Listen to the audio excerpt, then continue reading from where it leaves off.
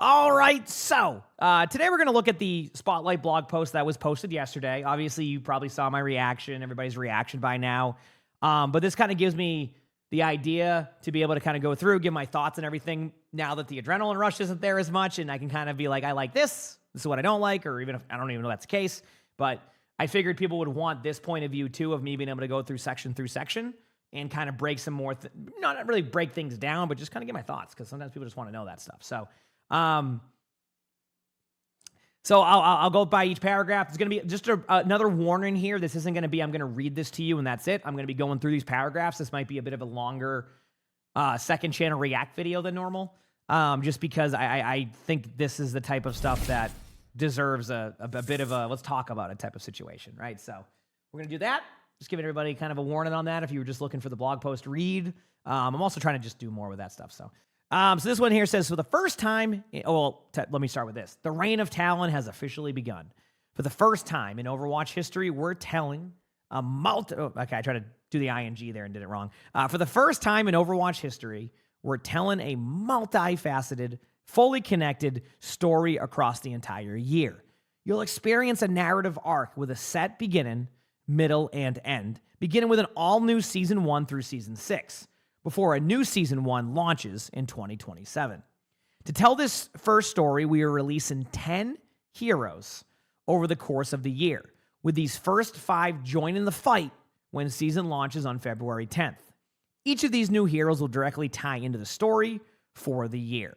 And just to show people here, here's the screenshot. I kind of like this. This is a bit of a throwback, this type of image. If you've ever seen the original like Overwatch image, it very much has that same mindset. So it's actually kind of a cool throwback to that type of image that we've seen in the past. So I like that they went this route of kind of like teasing things and doing that. This is really cool. I mean, like, looking at this, I can't really tell much, but like I can see there's probably a mech hero. I see a new Omnic. Like, look at like bottom right over there. Like, you can see like the little like Omnic face, you know. There's a lot of really cool things here, and I'm excited to see what they say on this one. I've heard a little bit of like discussion on this, like going to Season 1 again, and I'll kind of give my thought process on this. Last year, you want to know what I remember? I remember they had a season called Stadium Quick Play and a season called Stadium. That's it. I don't remember half the seasons and what they did. I know like Season 18 was this and that. The point I'm making here is, I think it's to have like seasons now be a story arc that has, as like he says, a beginning and then a middle and an end. I think that kind of adds an extra layer of excitement to look forward to. Sometimes story building and like storylines and things like that can be very underrated in video games. I will admit, when I was younger, I wasn't too much into lore as much of things. I played a lot of World of Warcraft too. Like I was just like, I was not into lore as much. I don't know if it's as I've gotten older or as I just kind of like really enjoy the connection to like characters. Storyline building can be very important. And gets, I think, underrated sometimes. Or maybe not even underrated. It's just like a lot of things that are talked about doesn't really involve that. Connecting characters to stories can add some really exciting things, and that's a fun part, right? Like, there's just like little, I guess, like tidbits and things that you can see in about the game that just add an extra layer there. So I don't mind that change. Again, people are like, yeah, but like, why would they do that? Like, make it Season 1, etc. It's just to show you the part of the story. That's it. It's like next year could be Rise of the Omnics, for example. Like, one of the recent storylines is that Ramatra is not done yet. He's just kind of regrouping, and we don't know where he's going next. So maybe Rise of the Omnics is the next thing they do next year. Season 1, Rise of the Omnics, right? You see where this is? You can kind of be like, oh, do you remember the second season of the Reign of Talon? Yeah, you're going to remember that, right? Like, because it was the Reign of Talon. So I think it's more about connecting that year of Overwatch to a season that you can kind of reminisce on, rather than just like, oh, dude, Season 18. And you're like, when was that? So anyway, they say Overwatch's fight against Talon will evolve in real time as players watch the world shift around them through updated maps, new art, and more. This arc starts with a new cinematic and unfolds through motion comics, in-game events, new voice lines, animated hero trailers, and short stories. Now, I do want to point out, chat, I do not think they're going to make cinematics for 10 heroes. I do want to also, I think that this might be the one cinematic for the year. I could be wrong. They might do one at BlizzCon, but I think you'll probably see them launch these new years with those cinematics, and I think having that type of return to them is going to be good. Would I like to see more of them? Yes. Could I be wrong on that one? Yes, but I think they're making it very clear here that they're going more of the route of like what you saw with Wu Yang, which again, those aren't the worst either. Like, I actually, when I was watching back a lot of the cinematics recently it was like a 4-hour video. I would have loved to upload it. Unfortunately, I'm not able to re-upload those. So I would have loved to kind of get that whole react we had to. But they actually did a lot of those like motion comics and stuff like that I didn't even realize they had for years. So I think they're just going to tell the story with that. They're going to do more of like that Wu Yang style that we saw with like Anran, that type of like art and animation that you see. And then they'll kind of culminate stories and create these really cool visions for the next year with the cinematics, right? And I think that's probably what they're going to do. Again, I say that now, but let's be real here, chat. World of Warcraft is probably going to need a bunch of cinematics because they're going to have they're going to be working on, what is it called? The Last Titan. So the cinematic team is sometimes shared throughout Blizzard, as my understanding is. So as things happen, sometimes that pipeline gets delayed. But I'm glad that they are back to at least invested in those. The question is, where will it go next? And that's going to be where I'm at with it. So we'll see.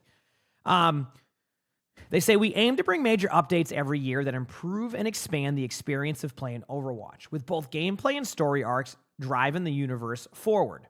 Whether you're a longtime Overwatch competitor, a first-timer in this fight for a better future, or returning after a break, here's everything you need to know about the Reign of Talon.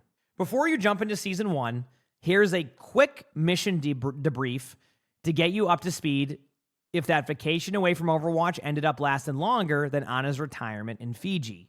Obviously, okay, I'm not going to read all the lore stuff here. So what I will do is for people who want to look at this, for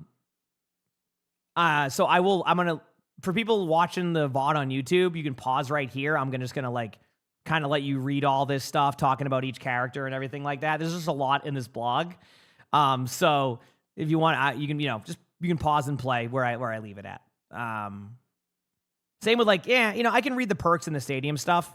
So, but here's all like the talking about the heroes that you might not see. You can learn about them. They're pretty fun.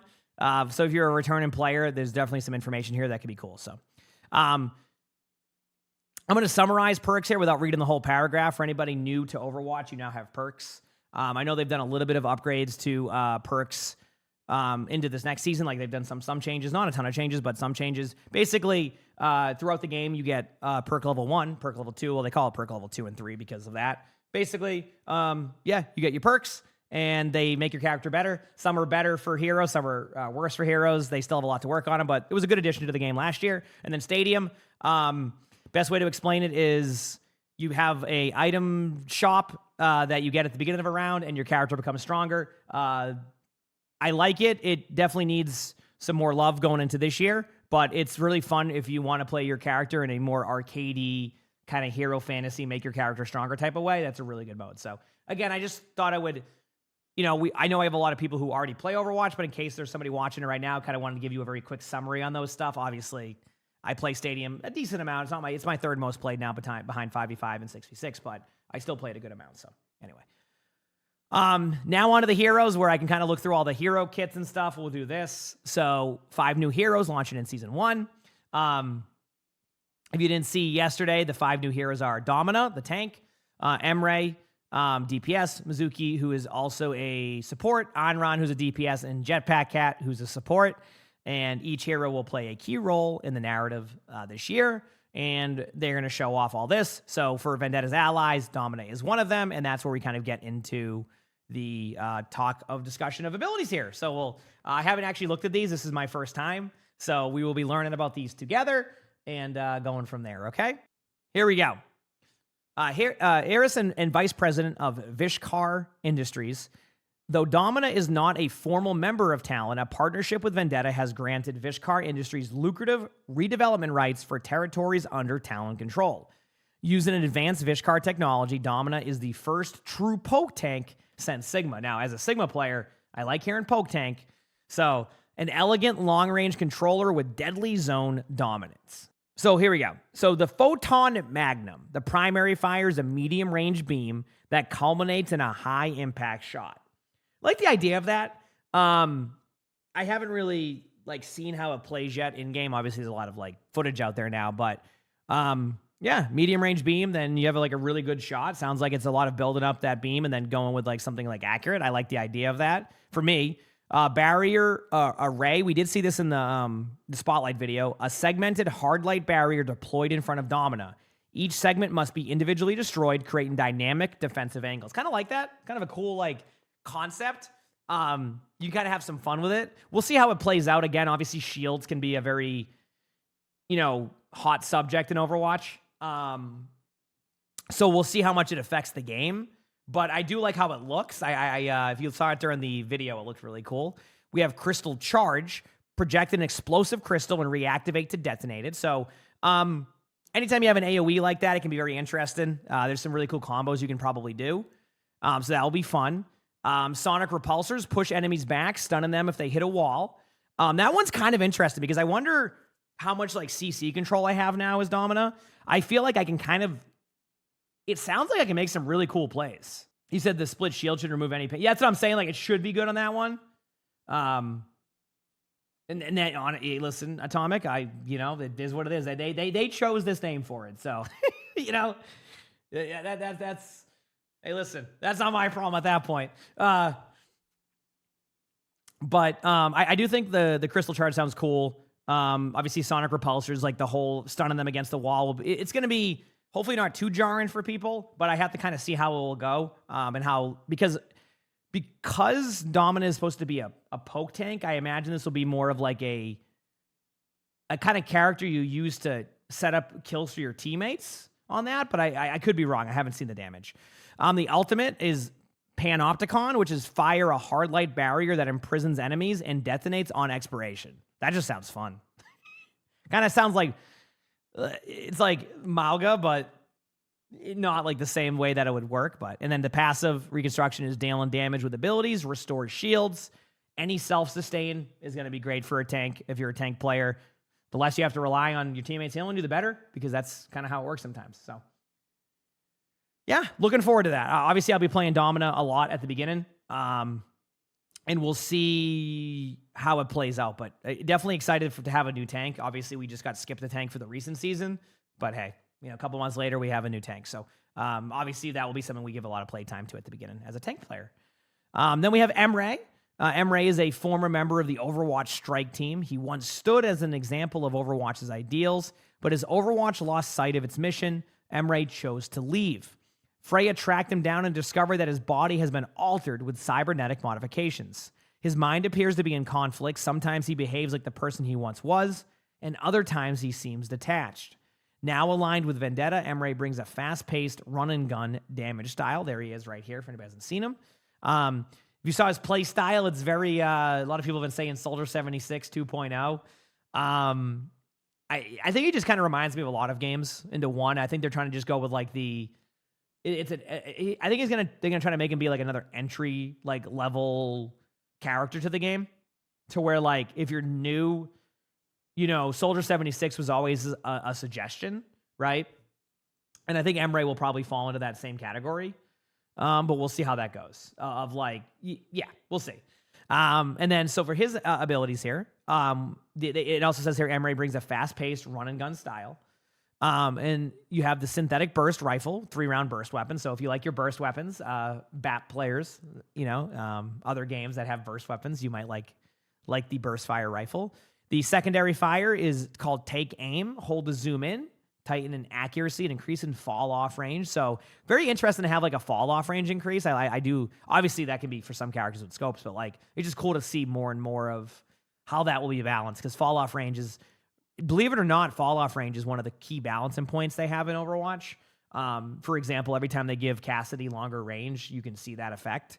So we'll see how that plays. Siphon Blaster, temporarily wield a semi-automatic pistol with lifesteal and explosive rounds, move faster and jump higher while wielded. So very much where that aggressive play happens, you just kind of go into it and hit the button. Cyber Frag, throw a grenade that detonates shortly after bouncing. I mean, that is straight up that Call of Duty style. Ultimate Override Protocol and Override initiates, transforming you into a living weapon, fires rapid explosive blasts or charged mega shots capable of wiping teams. DPS players will love that. Team wipes are fun. Passive, Altered Vitals, passive health regeneration activates sooner and instantly restores 30 health when activated. So that will be interesting. Obviously, that's something new with passives where they're doing more like subcategories. So that will be something we'll discuss a little bit later with subcategories, but it should be fun. Emre looks like it's going to be a solid, like, just if you like that type of like style. Sully just made a cute noise. I got to go say hi to him now. It was like a little yawn stretch. But I do think that if you just listen, I like Soldier 76, very basic kit. I'm sure Emre will be very similar to that, how it's going to play. So not like the movement of sprinting around the map, but just more like the run and gun style that you have. Next up, we have Mizuki. Mizuki is a member of the Hashimoto clan, which is aligned with Talon. There's going to be, Hashimoto, there's probably going to be some interesting voice line interactions there that will happen with some of the cast. And it says, he has endured years of misfortune and pressure within the clan's leadership, or why am I saying hierarchy? I don't know what I was saying. Some believe he may not be suited for the life he has been raised into, but through dedication and influence from senior clan members, he has become a key player. Mizuki has been tasked with infiltrating the yokai near...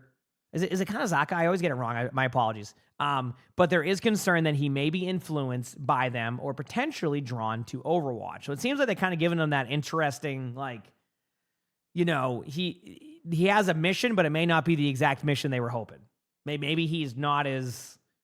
Maybe this goes deeper than it says. So we'll have to see where that story goes. Yes, exactly. Could be possibly a good guy. Yeah, exactly. So... Spirit Glaive is the primary fire. Throw a spinning blade that can bounce off walls, impact enemies, and rapidly deal damage. That looked really cool during the preview they showed. So I do think that there'll be a fun aspect of the primary fire. It's actually kind of funny. You know what it might remind me of? And it's going to I know it's not the best example, but the interaction of how it worked reminded me a little bit of, when you throw Moon Knight's thing on the ground and then use that to throw it off the Moon Knight thing. You know what I'm talking about? I always liked that. It was really fun. So I'm kind of curious to see how that will play with Spirit Glaive. I know it's not like Moon Knight, but like my point is like kind of like the same like kind of style of like bouncing it off of walls and stuff. Just a little bit different. So healing, is it Casa? Throw your hat to heal an ally, bounce into nearby allies and healing you when it returns. I do like chain heals. They're just fun. I as somebody who plays MMOs, sometimes like a chain AoE heal can be a good time. So we'll see how that one goes. Kata Shiro return, leap forward, leave behind a paper doll, reactivate to return and gain increased movement speed while active. So kind of just have like it's kind of like a translocator. It seems like feels like you're a resto shaman. Yeah, exactly. The hat heals less as it bounces. That makes sense. Yep. That's usually how that will work with those AoE chains. Bind in chain, launch a tether in chain that hinders the first enemy hit. Yep, it very much seems like a kind of like a AoE style chain thing. Yeah, kind of like a shaman. Ultimate, I'm going to butcher this. So the ultimate is you create a sanctuary. Maybe it's Kakai. Sanctuary creates a sanctuary that heals allies and absorbs enemy projectiles from outside the area. That's the one we did see during the preview. It looked cool. Definitely a very defensive ultimate. Like that is a very Life Weaver tree aspect. Not the same, but like the same defensive. I don't know. You can kind of use it aggressive too, though. Actually, I think you could use this ultimate both ways. It could be both proactive and reactive. We'll see how that plays out in the actual game. Passive Remedy Aura heals nearby allies, heal and scales with resources generated by dealing damage and healing. So that's kind of an interesting passive of like. I don't know. I kind of like that passive. That seems kind of fun. We'll see how that one goes. So there you go. That's the Talon side of heroes. And then you have the Overwatch that is standing against Talon with their two new members. You have Anran, who's a damage. And, a lot of people know this by now, but to give you a summary here, the older sister of Wu Yang, Anran, harnesses the power of fire when in the heat of battle. She is confident and hardworking, holding others to the standards she maintains for herself. Anran joins Overwatch with the intent to save the world and to keep Wuyang out of trouble. It's supposed to be like Zukyu? Sorry if I'm gonna butcher this. I'll be honest with you, my pronunciation will be rough here. The primary fire, hand fans that shoot fiery projectiles. By the way, the animation looks really cool. With like the fan, it looks really cool. That's the primary fire fan. The flames is your secondary fire. It's a hot wind blast that amplifies burn damage. So it sounds like if you can burn them. Kind of curiosity, did anybody test the interaction of this? Wait. Never mind. I was gonna say, could you amplify other people's burn and damage? But no, because it's probably just tied to your character. So that never mind. Inferno Rush, propel yourself forward and damage enemies you impact. Oh wait, you can? Okay, so like if you have an Ashe on your team and like a Mauga, you could do that? Okay, that's what I was wondering. That's the first thing that came to mind of like, if you can amplify burning on that one, that would be kind of cool. Okay, cool, that would be sick. All right, I'll have to give that a try at one point. Dancing Blaze, you strike nearby enemies while dodging all damage. That's an interesting ability. Dodging all damage while striking that. I guess this is like an invulnerability of like a charge thing. Your ultimate, when you're alive, you charge forward, exploding on impact, and instantly ignite enemies. There's going to be a burn damage comp going on here. And then your ultimate, when you're dead, you revive yourself in a fiery explosion. Which, again, we'll check that out today. Anran will be playable today. So that will be interesting. And then the passive is Ignition. Hit enemies with fire attacks to burn them. So it seems like it seems like that secondary fire is going to play a very important aspect of this, and I'm excited to do this. So we'll see how that one goes. You said Phoenix Ult's pretty cool? Yeah. Anran is available early. Obviously, we know that today, so we'll be playing. Next up, we have a cat here that I'm very excited about, the Jetpack Cat. I wanted to kind of talk about this for 1 second because people have been like, why did they name Jetpack Cat Jetpack Cat? Why don't you have this cool name? One, Jetpack Cat does have a name. I'm sure they say it here somewhere, I would assume. But number two, you have to understand that Jetpack Cat has been a meme in the community pretty much since I've played Overwatch. So this is more about like, this is also for the fans, right? Of like, it's Jetpack Cat. If you're deep ingrained into like Overwatch stuff, it's Jetpack Cat. Straight up. Like it's just, if you know the memes, Jetpack Cat has been a meme for years. I'm just happy there's Jetpack Cat. I like cats. We have Jetpack Cat. That was the whole thing. Like this is something that's been talked about for almost a decade, literally almost a decade.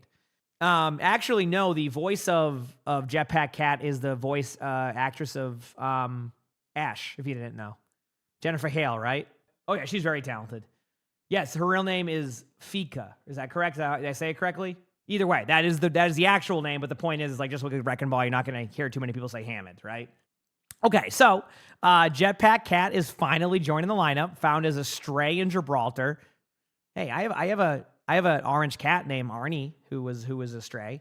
We adopted him. He was a cat in Florida, and we have there's a company that goes down to certain shelters, and because they have different ways they deal with shelters, they will rescue the cats and bring them up here. So Arnie is actually a Florida cat who was a stray. He was an outdoor cat for about 8 months, and then we adopted him. So, and he's the sweetest cat ever. He's so sweet. Anyway, a little bit of a note. But little is known about Jetpack Cat other than how dangerous she is in fights. With quick reflexes and a kit befitting a feline hero. Biotic projectiles, love it. Mid-range projectile spread that heals allies and damages enemies. Sounds fun to me. Lifeline, toggle into transport mode, allowing an ally to be towed, increases movement speed and heals your allies. And I've heard a lot of like discussion about like how this ability would be a lot of trolling. And I actually have something I have to say to that. Oh, absolutely. Dude, if I have a friend playing with me, they're done for with this one. So I'm sorry to anybody I'm playing with in stacks, but like, listen, done for with what we're going to be able to do right now. So, yeah, Jetpack Cat's, it's going to be really funny. I do think it's going to enable some really funny plays. I haven't seen any clips yet, but I can already imagine it. Like high noons with like Jetpack Cat, right? So like there's just so many things you can do like with Jetpack Cat that, oh man. I mean, like Jetpack Cat can also do things that like non-mobile heroes, right? Let me give you an example. Dude, getting high ground sometimes can be tough for like non-mobile heroes. You have a hero that can bring you up on high grounds now. That doesn't require like a Life Weaver thing. So, anyway. So, but yeah, Lifeline, you toggle into transport mode, allowing an ally to be towed, increases movement speed, and heals your ally. So kind of like a pocket. Frenetic Flight, accelerate in your movement direction. Fuel recovery is slower while carrying another player, which makes sense, obviously, on that one. Pulse and area heal that increases in frequency over time. Knockback nearby enemies when activated. I love it. I hope the purr sounds cool. Ultimate Catnapper. Dive towards a ground location, knocking down enemies, and tether in the nearest one to you. Man, good luck to anybody on that one.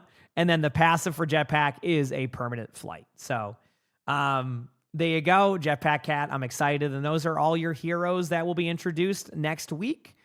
Which, of course, I am absolutely pumped. Again, as somebody who played Overwatch during the years of no content.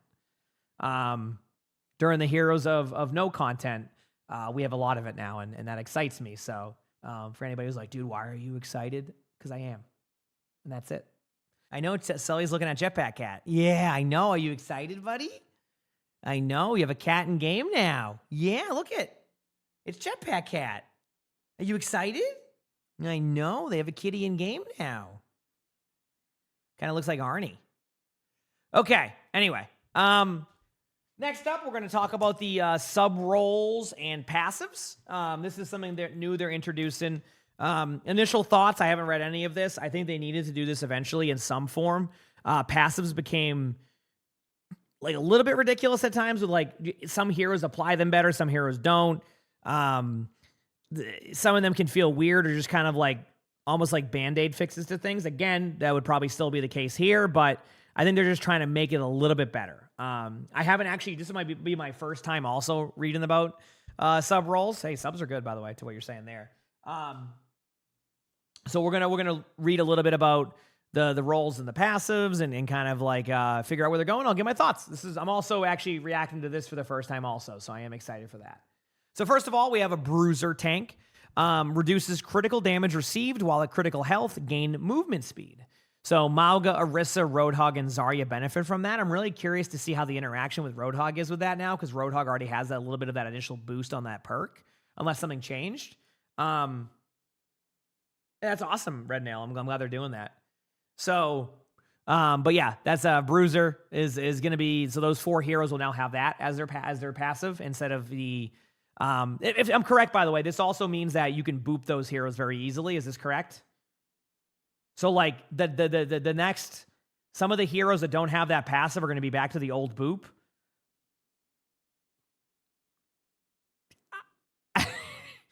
Let me get through this for a second, but I got to give my thoughts on that for a second. Initiator, staying airborne, lightly heals you. Kind of cool. Diva. Now, chat, Diva, Doomfist, Winston, and Wrecking Ball are the heroes they list here. Going back to the Doomfist, like, short, they're not getting rid of Doomfist, by the way. Doomfist is just going to be a different part of that story. I wouldn't have doubted if they make Doomfist, like, a good guy now. Like, kind of using him against what they're doing with Talon and, like, at the same time, knowing what we've seen in the storyline, what's his name? Maximilian probably will just end up just going to somewhere else. He just goes with the highest bidder. I mean, if you've watched any of the lore stuff, he just goes to the highest bidder. He's not too hard to convince. Actually, did you notice that during that like whole meeting, Maximilian went, "Oh," or something? I can't remember what he said, but like, "Oh, surprising to see this" or something. That's because he clearly helped Vendetta get there and get in there and all that stuff. Remember the previous like storyline lead up where she had the sword to his neck and he was like, "Hey, listen, I have all this information." That's basically that they tease that, but again, if you didn't see the previous lore drops, then that would be hard to know. So anyway, that's kind of why that was like that. So that will probably play something different in the storyline later. So But yeah, so that's Initiator. So again, I do want to point out, because then we'll get to the Stalwart. Let me read the Stalwart one. And then you have Stalwart. Stalwart. I don't know. I'm just going to say Wart. Reduces knockbacks and slows received. That's for Domina, Hazard, Junker Queen, Ramatra, Reinhardt, and Sigma. That's going to be good for there. I also see that it, reduces slows received, things like that, which will be nice. I do want to point out, I have a bit of a slight concern of some of the other tanks not being able to be booped as much. And it's not because I don't think tanks should be booped or be able to CC'd. It's that I think that they've brought a lot of CC into the game that they refer to as soft CC. But when you chain soft CC a tank, it's not going to be fun for some tanks. I think this will become a problem at one point. I could be wrong. But I'm telling you, there is a lot of CC in Overwatch now that isn't stuns, but is just getting booped. A lot of heroes just boop you. And it could be very jarring at times. We'll see how it goes, though. We'll see how it goes. I've seen it a little bit when I play the 66 games, too, and they don't have it. And you're just like, sometimes you can't even play your character. Like, you can get so CC'd. So, anyway, we'll see how that goes, though, for the heroes that don't have that actual passive. Damage now has the sharpshooter role part of this. Critical hits reduce your movement ability cooldowns. That goes for Ashe, Cassidy, Hanzo, Sojourn, and Widowmaker. This seems really strong for Sojourn. Everybody else should be okay. Well, maybe Ashe too, but Sojourn I feel like. Flanker, health packs restore more health. So health packs restore more health. Anran, Genji, Reaper, Tracer, Vendetta, and Venture all benefit from this now. So good luck to all the mobility-based heroes here, the flankers. Wait, this makes sense now. Someone asked me why they don't have Sombra in there. I think they don't have Sombra in there because they have the Recon one below, and Sombra also benefits from hack and health packs. So I think that's why when people ask that. Specialist, eliminating an enemy briefly increases your reload speed. This will be for Bastion, Emre, Junkrat, May, Soldier 76, Symmetra, and Torb. Dude, wait, why did they put Hanzo on there? So I'm just making a meme because when they first did their DPS passives back at the beginning of Overwatch, when they launched Overwatch 2, which is now Overwatch again, Hanzo basically just benefited from it. It was like, yeah, you get quicker reload speed and you're playing Hanzo. You're like, so how does this work? You're like, tough luck. Maybe reload next time. It was like, you just had Hanzo there. You're like, okay, sounds good. So, yes, Doomfist can get slight healing when airborne. Yeah, we don't know how much healing it's going to be. I'd have to test it out later. But yeah, so anyway, that's kind of how I see that. And then Recon, you detect enemies below half health through walls after damaging them. Echo, Freya, Pharah, and Sombra. So not surprised by the heroes they went with there. And I think people ask me why Sombra isn't in flanker. I think that's because Sombra also benefits from health pack hacks to begin with. So I think they're just like kind of going like, yes, Sombra is a flanker, but where they're trying to use it a different category. So we'll see. Didn't they show the values already? They probably did. I am going to be real with you here. I haven't seen a lot of stuff. Some of it's kind of on purpose because I just want to like be surprised as we go. And some of it is just like, I was on an adrenaline rush yesterday and I just needed like chill time after for a bit. So, and then for support, we have the Tactician. You can gain excess ultimate charge, which carries over after using your ultimate ability. For Ana, Baptiste, Jetpack, Cat, Lucio, Zenyatta, I will admit, there is something satisfying about seeing ult charge after using your ability. It happens a lot in Stadium because they have a lot of like effects that stay on the ground, and it's kind of satisfying. So I want to see how it plays out. But I do believe that it will be really fun to like be able to build your ultimate after. Again, there is an overpowered aspect of this I'm concerned about. Ashe mains know what I'm talking about. So we'll see. We'll see how it goes. But if anybody's wondering what I mean by that, for a long time, Ashe used to build Bob after you use Bob. So a lot of times you could get really quick Bobs after using Bob. So I just wanted to point out there is a little bit of difficulty that could happen with that one. So, all right. Anyway, are we back from ads? I assume we are. So we're going to keep going here. Next up, we have the medic one. Healing allies with your weapon also heals you.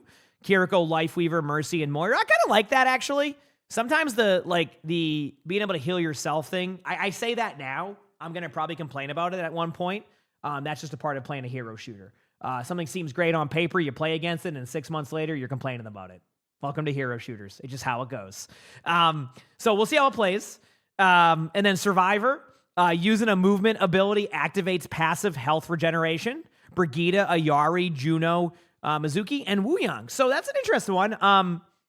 Again, I don't mind it, right? Like it's like quality of life changes for characters that kind of like just help you worry about a little bit less. At the same time, let's see how it plays. So I want to kind of reiterate here with how I look at stuff and react to stuff, right? I'm not going to be super intense on it because until I play something, I don't know how it is. Let me give you an example. Back in Season 9, when things were leaked, there was going to be regen in the game. People lost it. They were like, dude, this is going to suck. What are we playing? Call of Duty? This is the worst change ever. Overwatch should never have, passive health regeneration. This is stupid. This game's going to be terrible. I can't play Overwatch without it now. It's so much better having regen in this game. I don't like the timing they have right now. I actually think 5 seconds was a perfect sweet spot, right? I think 5 seconds was a perfect sweet spot. But like the point I'm making is that like I don't get super overreactive to some of this stuff. While yes, I can see where there could be problems here. I'll see how it plays. I'll give my feedback. It will get ignored, and then I'll complain again, and then that's it. And then I'll be like, you know what, I'm good, and then we'll just keep moving. I'll just move on. So in the end, like we'll see what happens. So I want to give it a little bit of time. And then I'll be able to give more feedback probably in a couple weeks. But that's how I do things. I'm sorry, I'm not going to be super reactive to things and like get really angry and upset about stuff. It's just not how I want to do things. So if that's what you look for, I'm sorry.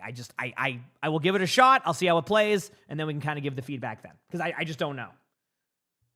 Anyway, that's it for the sub, the role sub. Here's my take. Will this be where everything ends up at? No, I don't think so. But I do like that they're taking this direction now of being willing to just have it be less than just like 3 singular passive that exists in the game. All right? So I do like that this exists now in the game, right? Will it be the correct stuff? That will be the question to be answered, and I think that will be something we'll probably not know an answer to for a couple of seasons. This could be something that doesn't work. It could be something they go away from later on.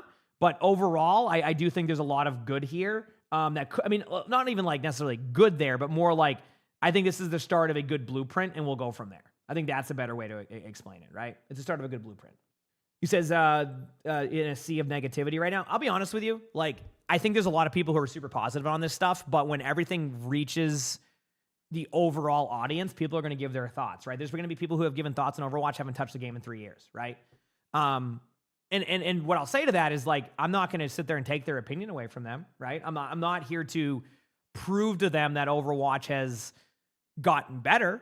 I'm just here to give my thoughts and talk about how I feel about the game. And in the end, that's the most important thing for me is like, if I enjoy the game, I enjoy the game. If I don't enjoy the game, I'll let you know. Chad knows my issues when I have stuff. I think sometimes people assume I don't have issues with things in games and it's all just like, roses and all this. No, like chat knows that like on stream, I will talk about some things about the game that I think need to be adjusted or that I don't like, right? I just don't go and talk about it all the time because I know that sometimes those things can take time too.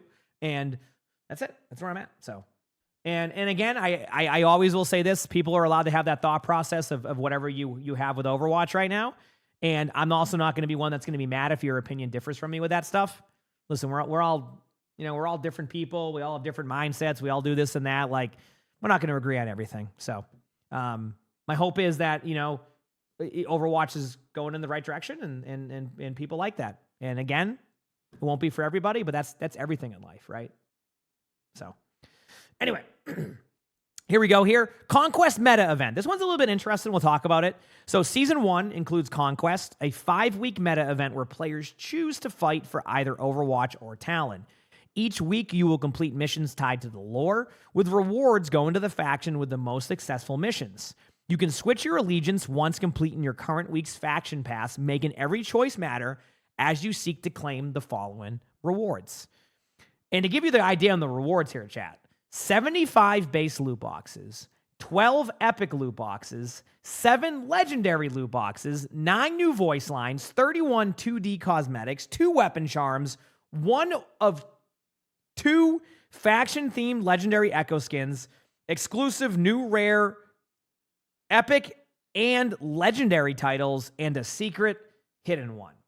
So, to go back to this, I do love the idea of this. I think the faction aspect of this is kind of fun. As somebody who has played World of Warcraft, it's not going to quite be Horde and Alliance, but like it's pretty cool. I'll be honest with you. Like I do like this, and it's another incentive and like another way to play these type of like arcade style challenges and things. I don't know. Like obviously you don't even have to do it. Like you just play the game in general, so you just choose who you want to be with. Like you don't even have to go and do this stuff. It looks like, if I'm correct, right? Right? It just says like played 3 games, right? You know, deal this. So like you can just go play the game, but you can choose a side on that one, which is kind of cool. So, you said because that is what you needed, more division upon the community. I think this will be more fun in games than it will be division amongst the community. This is more just like you can have a little bit of fun of like Team Talon or Team Overwatch, right? It's just kind of keeping the game talked about, and you can always switch that side later on, like as they said, I think the next week. So I think it's more like, it's more just along the lines of a fun way to add to it. I don't think it's going to disconnect the community in that type of way that you think it does. Again, I could be wrong. Maybe, you know, people get really passionate about their allegiance to Talon. I can't predict it, but I do think it just adds a little bit of a fun aspect to it and kind of gets the community more involved. And it also, you have to remember that like this is a year-long Talon story. Talon is going to be a focus for the next year. Good start to the story. Okay, get people involved in that stuff. So, anyway, that's my take on it. I think it's cool they're doing that type of stuff. Again, just with anything else, I need to play it first. I need to see how it plays in game. I need to see how everything interacts. That's an important aspect of this. I do want to reiterate that part. So, I will give my feedback on this, probably more geared towards mid-season of season 1 of this upcoming, you know what I mean, of the Rise of Talon or whatever it's called. So, not Rise of Talon, the Reign of Talon, excuse me. Hey, you're very new to Overwatch. If you pick Overwatch, will you still be able to play the heroes that are listed under Talon? Yeah, I would imagine so. Yeah, I think this is more just a way to like say you're an allegiance to one of those. Yeah. No, they're not going to make it so you can't play the heroes. This is just a fun little aspect of like your team Talon or team Overwatch, right? Listen, sometimes you want to bring your own version of Twilight into Overwatch, okay? Right? Next up, we have the competitive year update. Season 1 marks the start of a new competitive year. To anybody wonder, that does mean there will be a rank reset. Okay, as I say that was the next sentence. Sometimes I just like to show how smart I am by knowing a simple thing here. I'm super smart. They say this means a competitive reset as well as the new Crimson Wolf competitive weapon to honor Talon's new leader. We're also giving those who reach Diamond or higher a new Doomfist competitive skin. I think Crimson Wolf looks cool here. You know, I again, this goes to color schemes. It very much has the same vibe that the Galactic one did from the look. So if you like red, you'll probably like the Crimson Wolf one. So, and obviously you can kind of see how it all looks here. They don't fully reset your MMR, so you're not going to go to bronze if that's what you're asking, but you're going to have more opportunity to climb at the beginning. Competitive titles will now have rarity applied, and top 500 players will earn dynamic titles for their finishes. Titles from Season 20 and Season 1 will be granted when the title update goes live in Season 2. And then they have a little star here that says in the 2026 Overwatch Spotlight video, we said these were live at Season 1 launch, but wanted to give our team a bit more time to polish this feature. This is the one thing, chat, where I'm a little bit, this next discussion we're going to have is where I'm a little bit kind of like trying to figure out how I feel about it, but we'll talk about that in a second. The next part here, a UI UX refresh. A large UI refresh is coming in Season 1. After 10 years, the menus felt a bit dated, and our hope is that this helps restore some personality and hero-centric vibes while in-game. So just to give everybody a little bit of a, how it looks, it's an interesting one for me because, it comes down to, I actually like the simplicity of the Overwatch menus. I'm more of I've become more of a less is more person sometimes and like more simplistic and clean looks. But everybody's different. So I'm in the mindset of the muscle memory is going to first be the first thing that's going to be rough. I don't know about anybody else here, but I could probably navigate the menus right now. No, I would not actually. I have to put my mouse on it and then navigate it. But basically, I know the menus very well. I've been doing it for a long time. So like that's the part that's going to be a little bit different for me at first is not just, I just don't know. Like I don't know where it's going to be. Like anything else, I'm going to give it a try and then I'll give my feedback. This might just be like a change thing. And I'm just like, change? Oh no, there's change. What do I do? That's not what I'm used to, right? That happens in life. Sometimes you just there's change and you're like, what do I do? You know, so there also could be the old school aspect of it. Like I just played Overwatch for so long that I'm not used to the UI or will never get used to it. But I'll give it a try.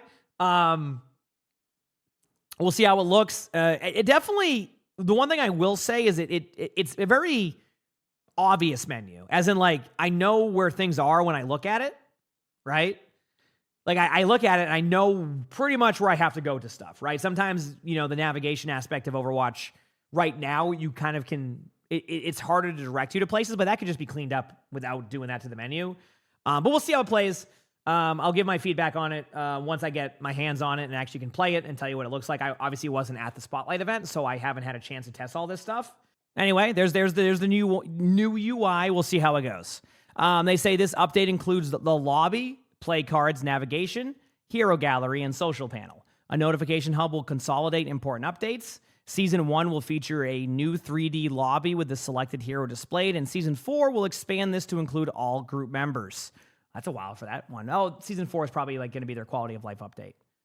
We hope you all love the new look and ease of navigation. The biggest challenge is getting used to the play button at the top of the screen. That is true. And to be sure to share your thoughts and feedback as we're planning even more updates and improvements in the future. So we'll see how it goes. And like I said, I'll give my thoughts on it once I get in there. There could just be, like I said, the old school mindset of just like, I'm so used to the other one that it might be jarring at first for me. Who knows? Well, I can't predict how I'm going to feel about it once I get into the game. Because when I look at a static image, I go, yeah, I mean, it looks clean. I just don't know like how I will feel when I'm in the game. It looks like a mobile UI. Yeah, I guess I haven't played enough mobile UI games like this to know. I'll be real with you. Like even the mobile games I play don't have menus like this, but that's because it's like I'm playing like Bejeweled. So it's like I'm not playing Bejeweled, I'm playing a different version of it. So it's like they don't need to have that stuff there, right? So like I don't know I don't know how those menus look. So you heard the font is from Overwatch 1? Yeah, it kind of looks like it, yeah. We're actually at Overwatch 1 again. Okay, anyway, we've been on this discussion for a while, so we'll see how it goes. This is the one thing I want to see what it's like. The one thing that was a little bit like, okay, I need time to see this. Side note, I do like the new, like the buttons are easier to find. This stuff, so that's cool. Anyway, let's move on. System updates alongside gameplay and navigation. New features have always been some of the most impactful updates we've made to Overwatch. This year, we want to dial in the sense of joy and positivity that is at the center of the Overwatch universe. When Season 1 launches, we're unveiling a praise feature, allowing players to use hero VO lines to provide positive feedback. The team has actually been recording these lines for all of our heroes for over 10 years, but we've never found a way to utilize them that has felt quite right to us. And we're really excited about what this subtle addition can mean for gameplay interactions. Dude, knowing Overwatch, people are going to use that to like, if you make a bad play, they're just going to all hit the praise feature. Because I think that's what's going to happen. When you don't make a good play, I think people are going to start spamming it. And I think, yeah, anyway.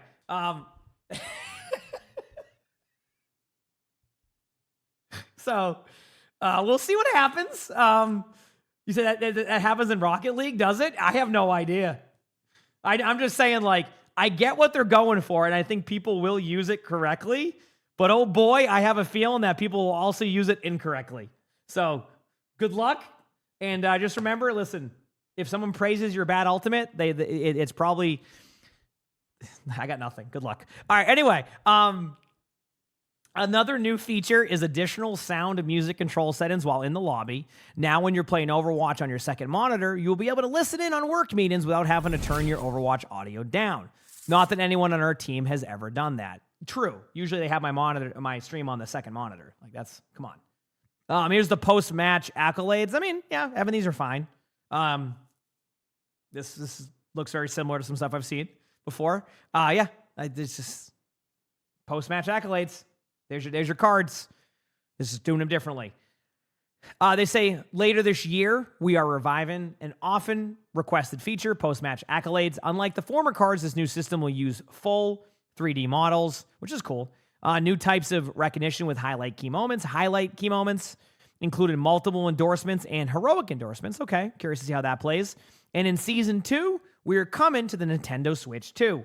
Just to reiterate here, Nintendo Switch 2 Overwatch would have initially melted, so hopefully this is a lot better. I think there was some issues with it at first. So over the rest of the year, expect upgrades to map voting, hero bands, drives, and more.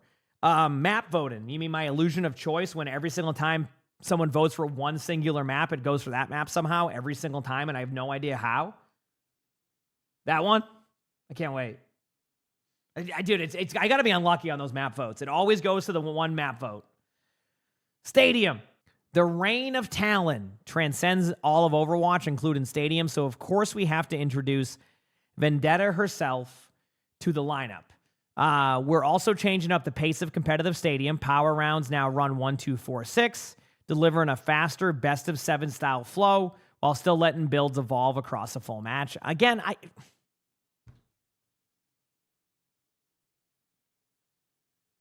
yeah, we'll see. We'll see how it goes. I'm more concerned that they keep changing things up a lot. Whether or not the 1, 2, 4, 6 is a good change, which it probably is, they just keep changing up so many things. So it's like, it's always a jarring thing. But I guess when you have a mode for a year, it's going to happen. I mean, I'm saying that as Overwatch is now doing a whole new UI, a bunch of new heroes, and changing a bunch of stuff. So like, I gotta leave a little bit of room there for some change on that one. So I do think 1, 2, 4, 6 will do well. I'm just more concerned about like they've just done like a lot of changes like back and forth over there, so that it never settles. But maybe that's a good thing. Maybe like they just need to keep doing changes like that. So, yeah, sorry, I love Stadium, but there's been so many changes to it that we'll see.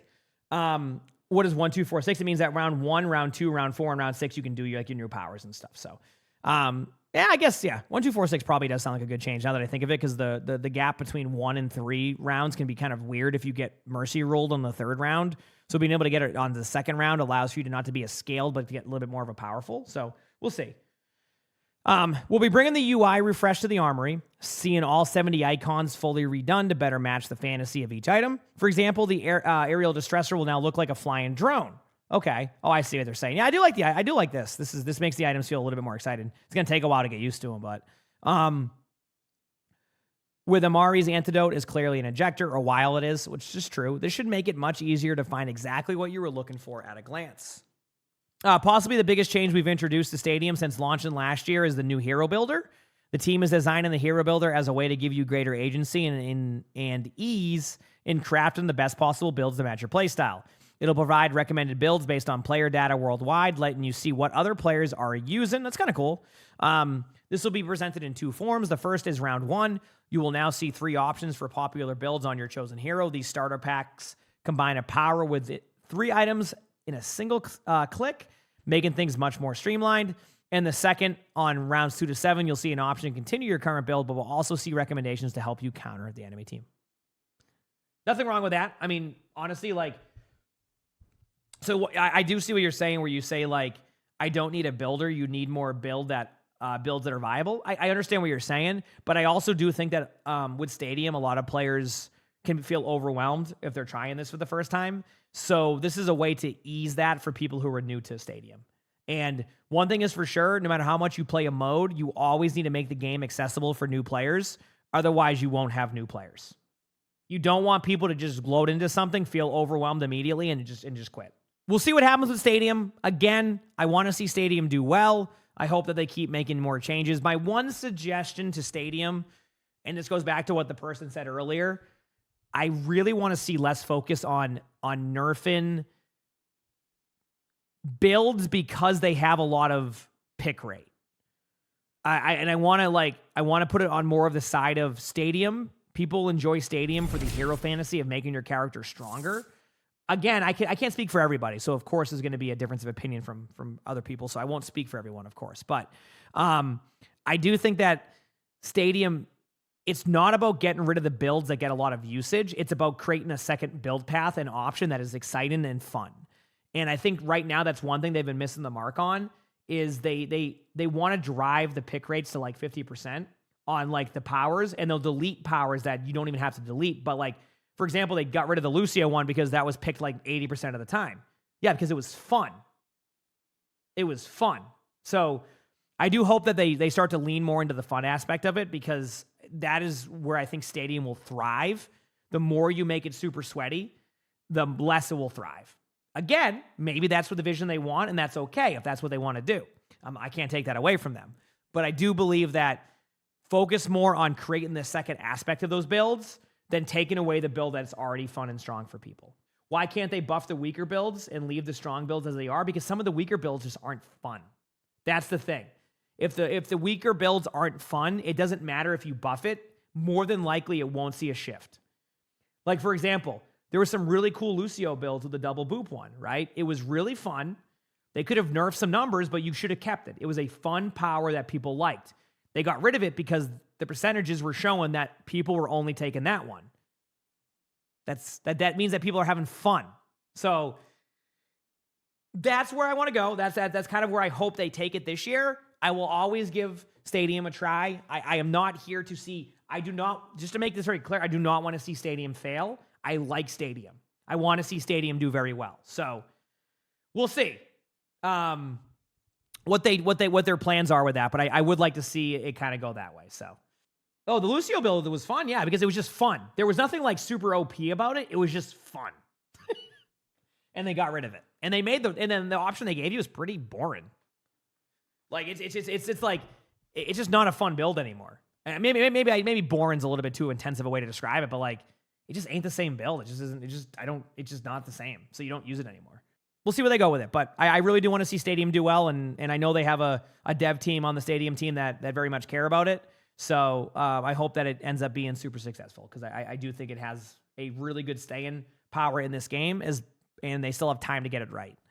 Okay, collabs and mythics and skins, oh my. So from February 10th to 23rd, Overwatch teams up with Hello Kitty and friends to deliver a feel-good crossover that brings the beloved characters into the middle of Overwatch's fight for the future. This is also a reminder to let people know that the main character in Hello Kitty is not a cat. They say Overwatch and Hello Kitty and friends introduces 6 new themed hero skins. Obviously, you can see them right here, chat. All of the skins that we'll be getting. You're going to get Juno as she steps in as Hello Kitty, as you can see up here. You can see all the heroes, stepping in as Hello Kitty. And then you have Kiriko floats as the cinnamo roll, not a cinnamon roll, a cinnamo roll. See, so there's a cinnamo roll. All right. Bringing comfort, care, and cozy charm to every clutch save. Mercy suits up as Pom Pom Purin. Yeah, I watch a lot of Hello Kitty, as you know. So Mercy will have that. Kind of like rough for Mercy this season. Only has that collab skin and the mythic.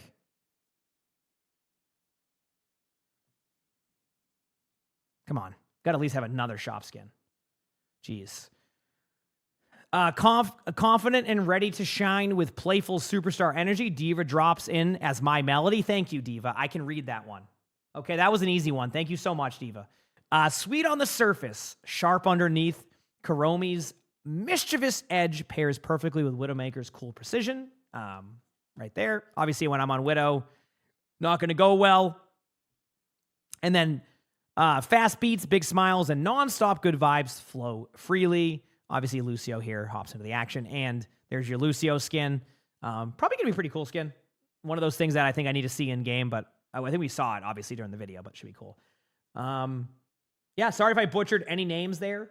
I will admit I haven't seen too much Hello Kitty. Obviously, Hello Kitty is, like, legendary in knowing what Hello Kitty is, and now people can now meme when they say they're going to play Hello Kitty, because, that always was a meme. So there you go. Skins have always been a hot topic for Overwatch, and our artists have been heating things up this year.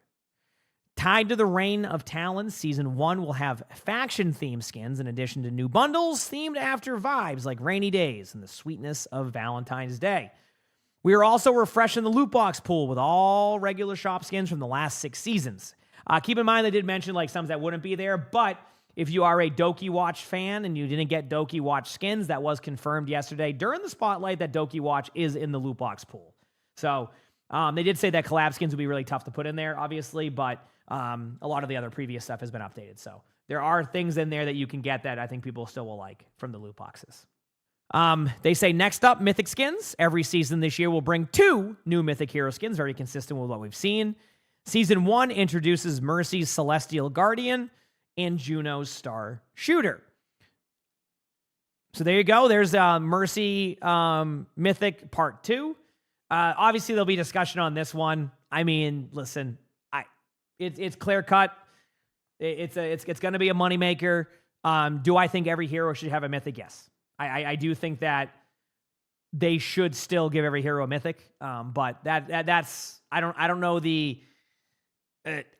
the money aspect of it. So, but anyway, it's a great looking skin. It's cool. And then there's the Juno weapon right there. So if you're wondering what it looks like, looks cool. Yeah, kind of just a little fun character here. Yeah, I mean, people like that. I think it's gonna look cool. So, yep.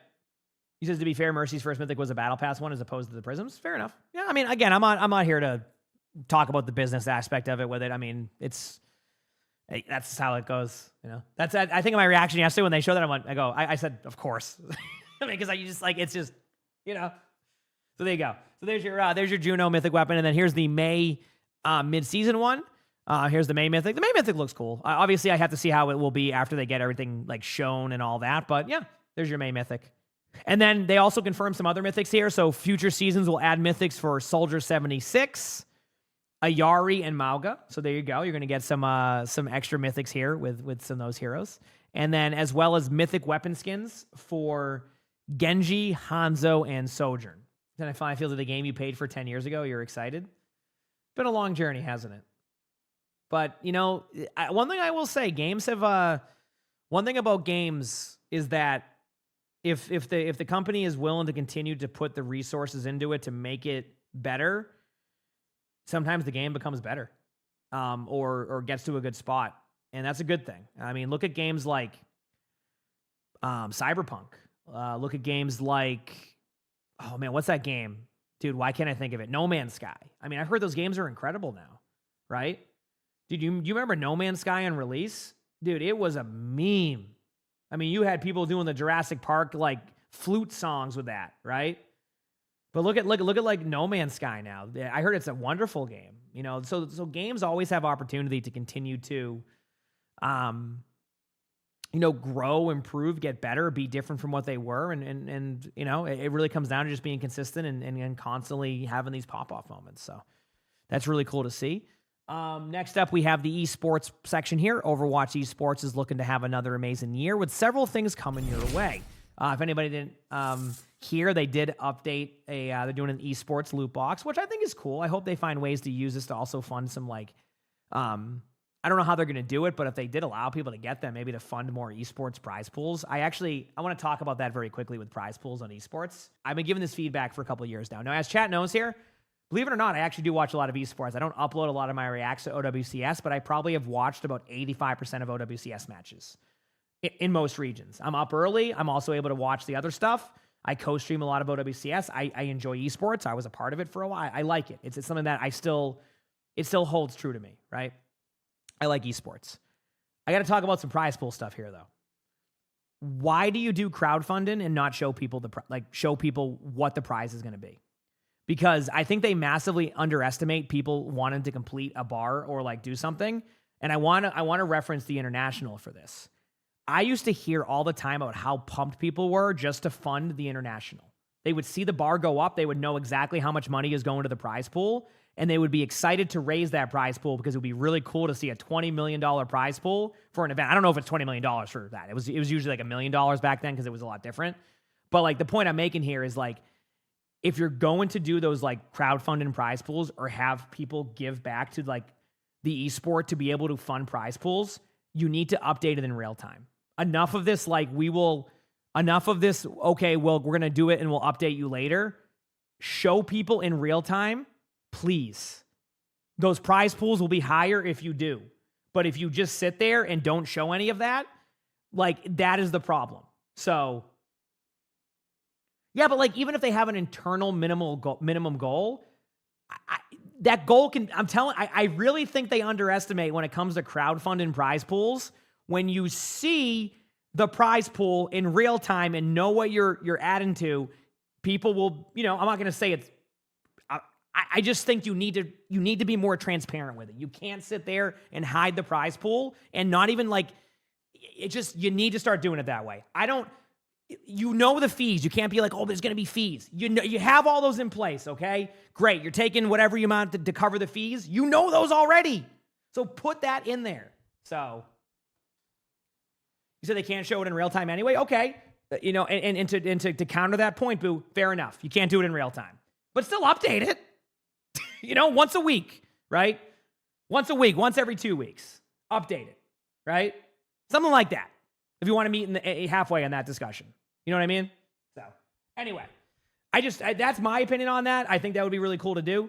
And again, to your point, I can agree that, if there is some if there is a little bit of delay on being able to show it, understandable, but I do think they should show it. So, to no creator codes, bad. Creator codes are something I don't expect from Blizzard.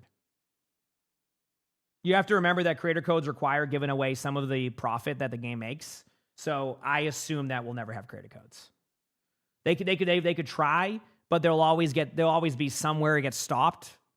So listen, I know that sounds pessimistic, but I've heard about the concept of creator codes for years. It's 2026. We still don't have them. So I don't know if they'll ever do them. Obviously, I'm a bit biased, so I try to stay away from that discussion more than a few minutes because I can't speak on creator codes without being massively biased because I would just make more money if creator codes existed, right? So there's a lot of bias there out of me, so I do want to make sure I'm a little bit, chill.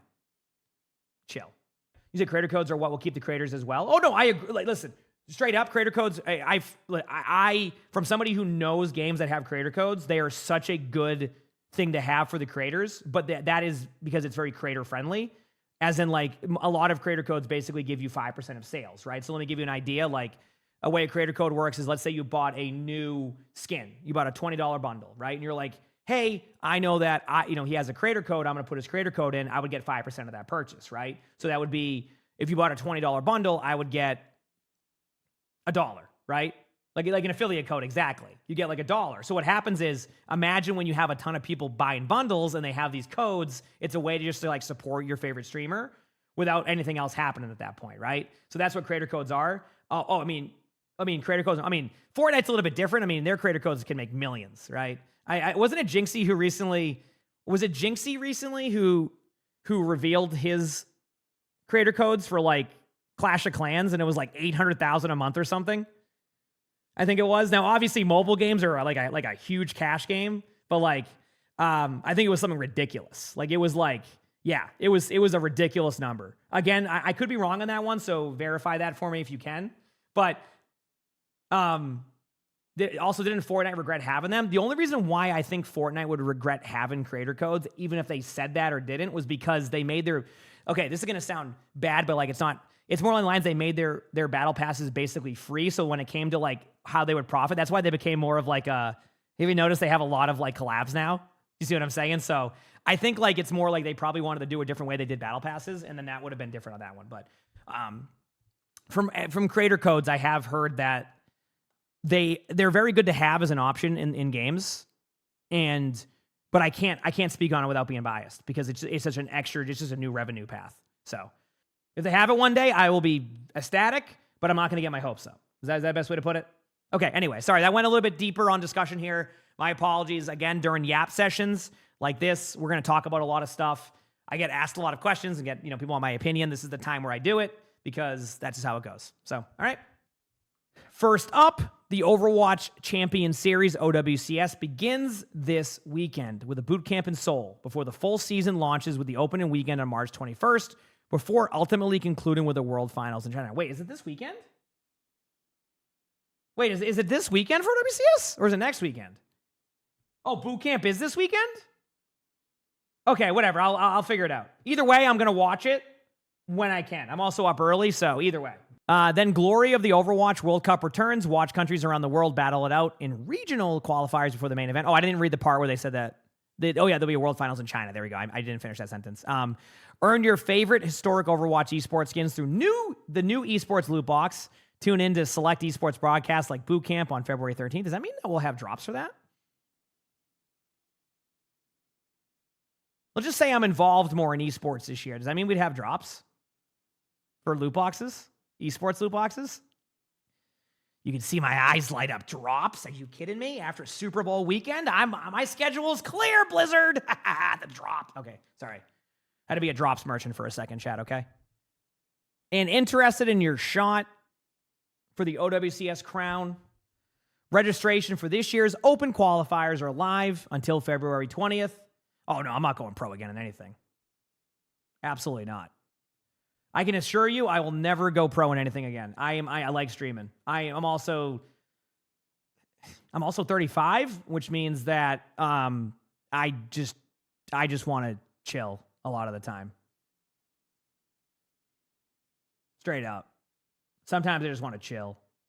Like I just don't. Being a pro just requires a lot of extra practice that, like, nowadays, man, one, I don't even know if I'd be good enough anymore. I think I'm still good, and if I put the time in, I could still be great. But there's so many good players nowadays. Like, I don't think I would be able to.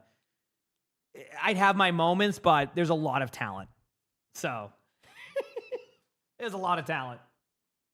No, the reaction time isn't gone. Believe it. I don't think, like, real talk, I don't think there's been too much of a fall off on my gameplay. I think the way that I play games now is how that is.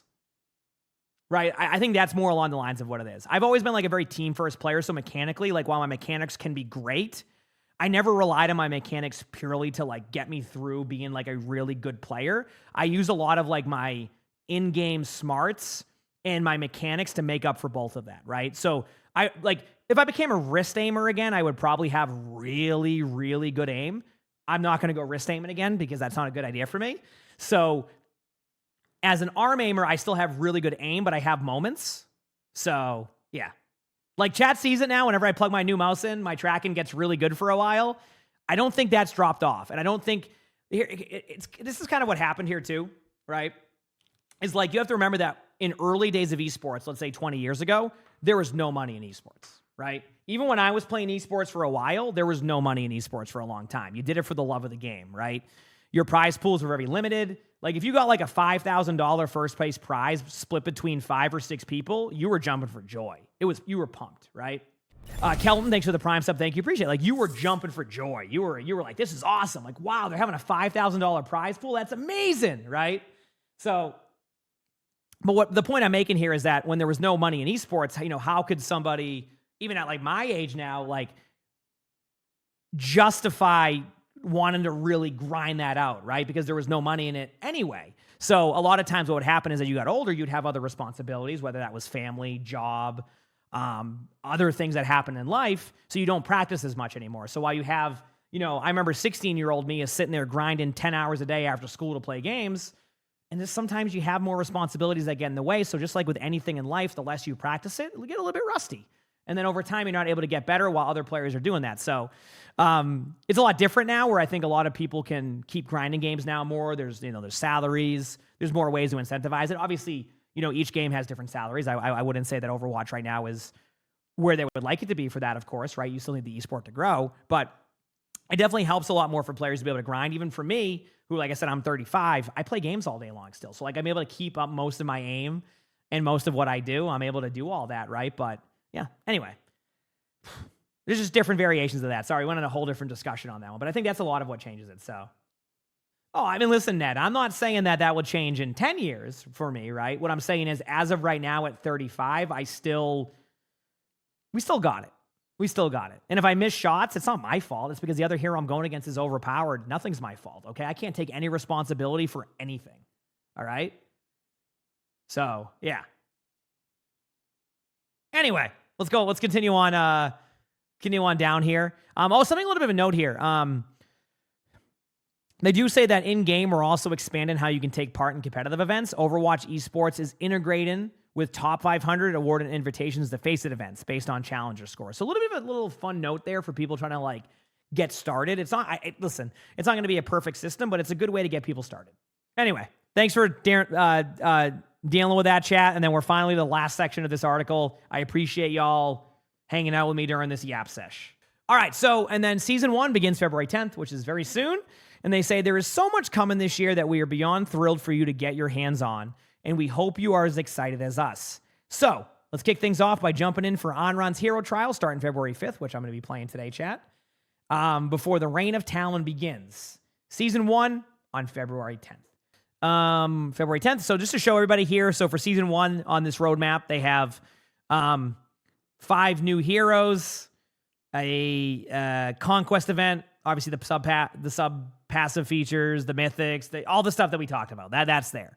Then they show you that Season 2 is going to have the Overwatch 10-year anniversary, which I'm excited for. This also means that I'm going to assume that Overwatch is officially back to the 10-year anniversary in May, and there won't be anniversary events during October or September now, which I think is okay.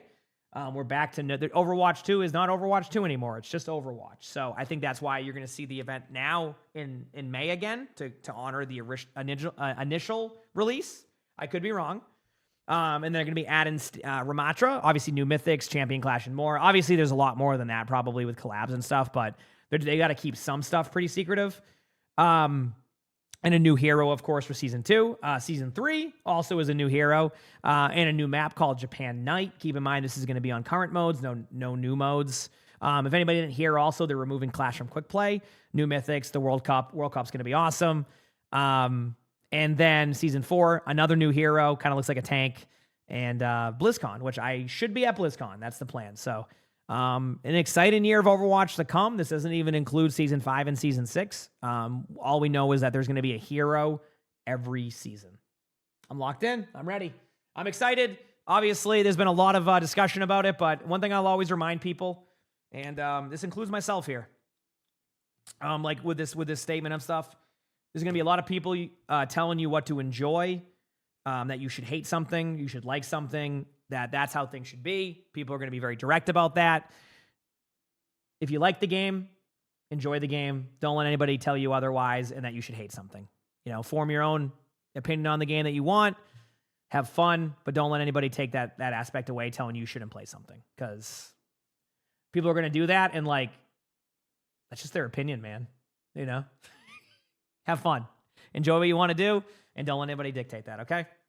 And that even includes myself. I'm super hyper positive on the game, so, you know, teach your own, but in the end, make that decision, have fun, and remember, video games are about having a good time. I'm still as competitive as I've always been, but listen, when I grew up as a kid playing video games, it was my comfort stuff, and that will always be a true statement, so enjoy them. Video games are a good time. Hope you enjoyed this really long video that will be uploaded at some point today. But I'm excited. I hope to see y'all in the stream or the videos over the next few weeks. Going to be a lot of drops, a lot of things to do. And I hope to see you there. So with that being said, I hope you all have an amazing day/night.